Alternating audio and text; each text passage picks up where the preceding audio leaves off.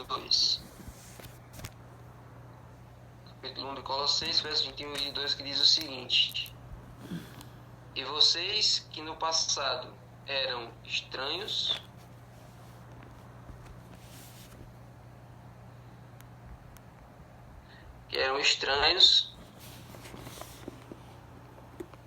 e inimigos no entendimento, pelas obras más que praticavam, agora, porém, ele os reconciliou no corpo da sua carne, mediante a sua morte, para apresentá-los diante dele, santos, inculpáveis e irrepreensíveis. Então, aí mostra o plano da salvação de uma forma bem resumida. Então, gente, Paulo sempre retratou a humanidade de uma forma bem negativa e sombria, ou seja, ele nunca escondeu o que o ser humano é. Todos nós somos disso aí para pior. Nós somos, como disse no verso 21, estranhos e inimigos no entendimento. Todos nós éramos inimigos da verdade antes de nos deixarmos ser transformados por ela. Todo mundo aqui pode confirmar isso. Antes de conhecer a verdade, muitos de nós não queriam saber a verdade. Muitas pessoas queriam apenas rejeitar o estudo bíblico, rejeitar o convite dos irmãos. A maioria de nós aqui viveram de acordo com a sua vontade, o que queriam, e quando alguém tentava falar de Deus, a pessoa negava ou evitava o contato. Então, é isso que Satanás faz. Satanás, quando ele quer aprisionar uma pessoa, ele faz com que a pessoa rejeite uma coisa boa, faz com que a pessoa se torne inimiga da verdade. A pessoa não quer ouvir, a pessoa manda os instrutores da Bíblia embora. Então, Satanás, ele cria essa inimizade entre a pessoa e Deus, entre essa pessoa e a verdade, certo? Então, os colossenses, antes da conversão, não estavam apenas separados de Deus, ignorantes dos seus propósitos para a humanidade e indiferentes para com a sua lei. Eles também eram abertamente hostis a Ele. Então, onde quer que falasse de Deus, a pessoa não queria escutar.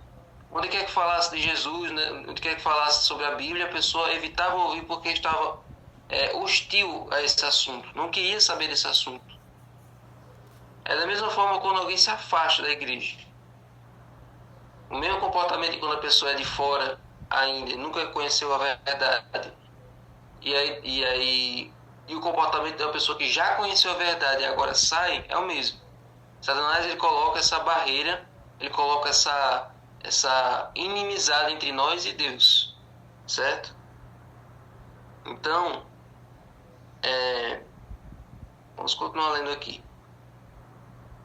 Só que, sim, e tem uma pessoa que já disse que a única doutrina da igreja que não precisa ser aceita pela fé é a doutrina da pecaminosidade humana. Se você for analisar as 28 crenças da igreja adventista, a maioria delas se aceita pela fé. Por exemplo, a doutrina sobre Deus, a doutrina sobre o plano da salvação, a doutrina sobre a volta de Jesus. A maioria dessas doutrinas a gente aceita pela fé, certo? Agora, a doutrina que fala da natureza do homem, que todos nós nascemos pecadores, que todos nós somos ruins, certo? Não tem uma pessoa mais boazinha, todo mundo é ruim. Todo mundo tem o gene do pecado dentro de si. Então, todos nós somos maus. Então, essa é a única doutrina que a gente não precisa aceitar pela fé, porque esse é o nosso quadro.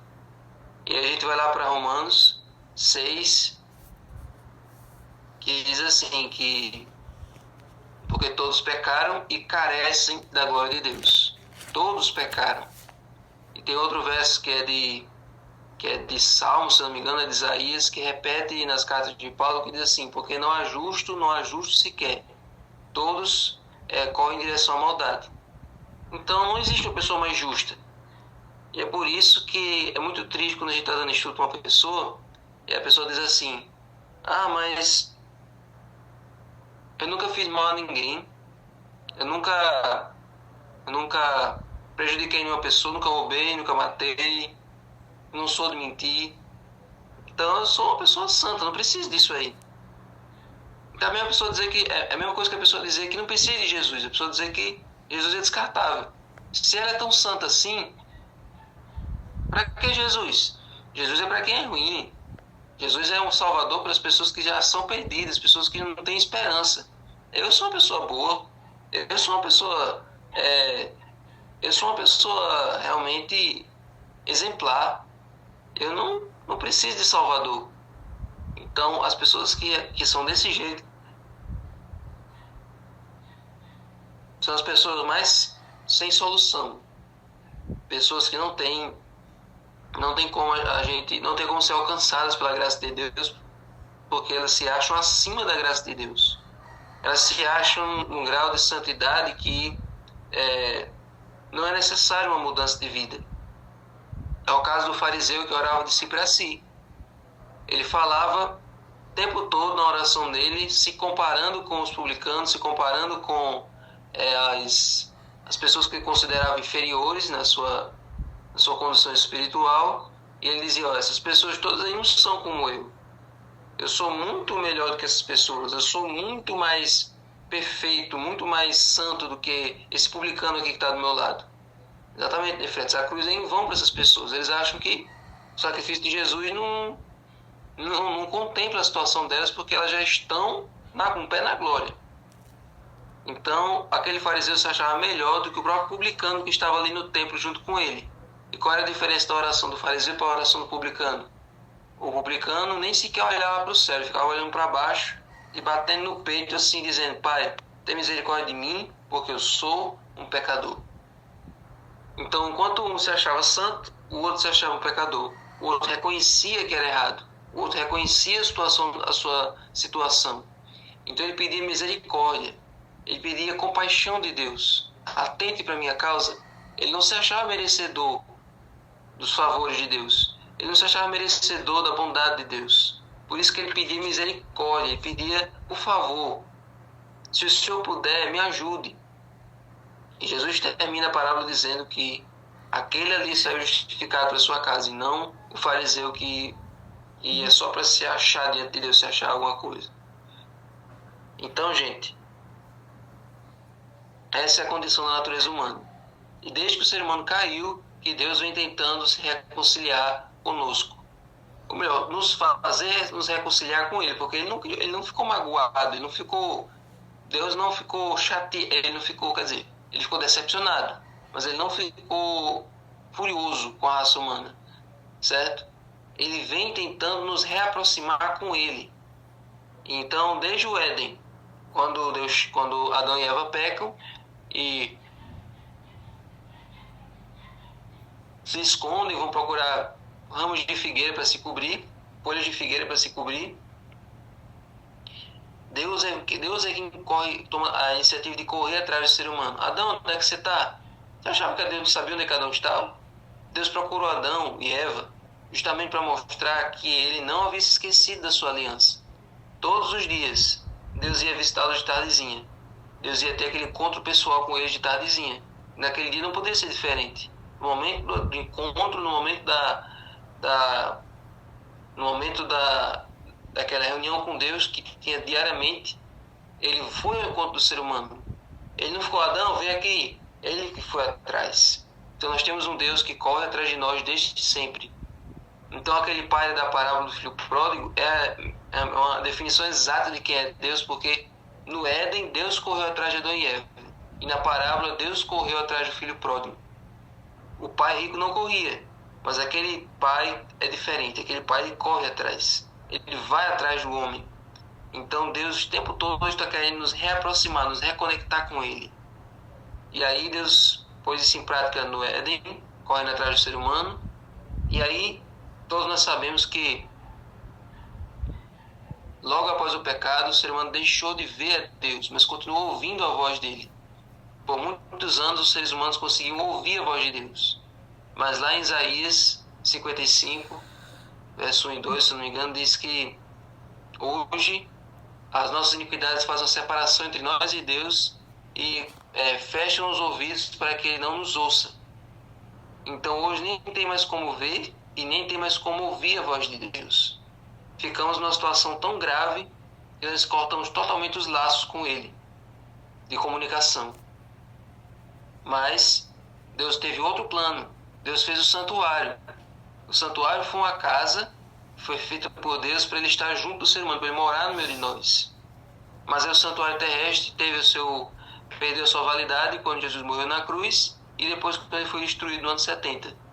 Então, o primeiro passo de Deus foi correr atrás do ser humano no Éden, depois foi a construção do santuário e, por fim, o plano que deu certo, o plano que foi perfeito, que já estava idealizado desde o começo, era ele vir em pessoa como Deus conosco na pessoa de Jesus.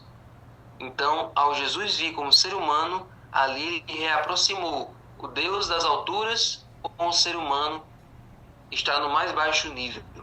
Ele fez essa ponte, ele fez esse elo. Não existe mais barreira entre você e Deus. Amém. Não existe mais distância que ele não possa cobrir, que ele não possa, que nós não possamos nos comunicar com ele. A qualquer hora do dia, ele está disponível para ouvir a sua oração, para ouvir a sua súplica. Então, Jesus é quem faz esse elo entre a divindade e a humanidade. Amém. E em Gênesis 3,15 nós temos a primeira profecia messiânica, que lá diz assim: porém, inimizade entre ti e a mulher, ou seja, entre quem estava atrás da serpente e sobre os descendentes da mulher, entre a sua descendência e a descendência dela. Este te ferirá a cabeça, e tu lhe ferirás o calcanhar. Então, ali é a profecia da morte de Jesus. Ao ferir Jesus ali na cruz, com a tortura, com a dor, com tudo no mundo, Satanás apenas arranhou o calcanhar dele. Mas ao morrer, Jesus venceu Satanás e quebrou a cabeça da serpente, esmagou a cabeça da serpente. Ali foi a profecia de Gênesis 3,15. Uma profecia para Adão e Eva no Éden, milhares de anos antes de Jesus ir ao mundo. Então Adão passou isso para os filhos dele, e a cada geração se tinha essa expectativa de que um dia nasceu o Messias, para libertá-los do inimigo de Deus, para libertá-los do pecado. Então o Evangelho, gente, não é complicado. O Evangelho é bastante simples. E é essa simplicidade que as pessoas não gostam. As pessoas gostam da coisa complicada.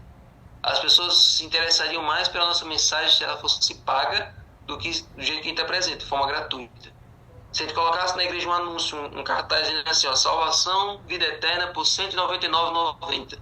As pessoas iriam juntar dinheiro para vir para assistir o culto, porque elas acham que pelo valor, aquilo ali vale mais a pena. Agora a gente faz a hora de viver. A gente bota as cadeiras na calçada. A gente bota um sorteio de uma caixa de uma cesta básica. A gente coloca ali umas vasilhas de plástico para sortear.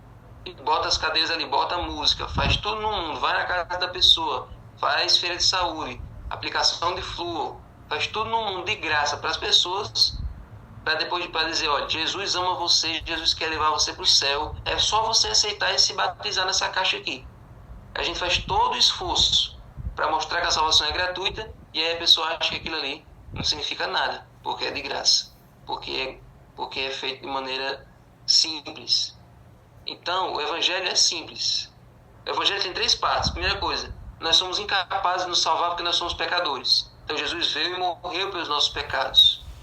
Segundo, ao aceitar a sua morte como sendo a nossa, a morte dele no lugar da nossa, por meio da fé e do arrependimento, da confissão e do batismo, nós somos justificados, ou seja, diante de Deus é como se nós não tivéssemos pecado. Ele olha para nós e vê a justiça de Cristo. Ele olha para nós e vê uma ficha limpa, porque é a ficha de Cristo que está sobre a nossa. Nós somos justificados e libertos da condenação do pecado. Ou seja, a gente tem certeza que quando a gente morre, a gente não vai morrer para sempre. Que esse é o salário do pecado. O salário do pecado é que quando você morrer, tchau, acabou. Você vai sofrer a morte eterna. Mas, em Jesus, nós somos libertos da morte eterna. Ele nos dá a vida eterna de presente. Ou seja, quando você morrer, você tem certeza que você é ressuscitado e vai viver a vida eterna com Ele. Então, e a terceira coisa é, a vida que nós temos agora é o resultado da nossa união com Cristo. Você só está vivo hoje, feliz, satisfeito, alegre, contente, completamente pleno, porque Jesus salvou você. Então, Ele dá vida em abundância nessa vida e a vida eterna na próxima. Então, esses eventos eles podem ser de forma simultânea, acontecer tudo ao mesmo tempo, quando você aceita Jesus. Certo? E eles podem ser renovados todos os dias quando a gente se entrega a Ele pela manhã. Então Então é nesse horário, nessa busca diária, que o Espírito Santo é derramado e que a nossa decisão tem que ser renovada. Todos os dias nós estamos renovando e exercitando a nossa salvação em Cristo. Não é uma vez salvo para sempre. Salvação é uma decisão diária, tem que ser tomada todas as manhãs, aceitando Ele no trono do seu coração. Amém? Senhor Deus, muito obrigado pela essa lição de hoje. Muito obrigado por teu amor que é infinito, por tua graça que alcança até o mais vil pecador e transforma ele em filho predileto de Deus. Então, Senhor, nos ajuda, Senhor. Permita que essa graça nos transforme e nos salve a cada dia. Que quando nós abrimos a boca para falar para as pessoas, saia salvação para a vida delas. Amém. Agora a pessoa estuda o livro, Os Pedimais. A pessoa também estuda a revista dos 10 de oração. Que teu Espírito possa ser derramado sobre esse distrito, sobre cada um de nós individualmente, em nome de Jesus. Amém. Amém. Então agora vamos por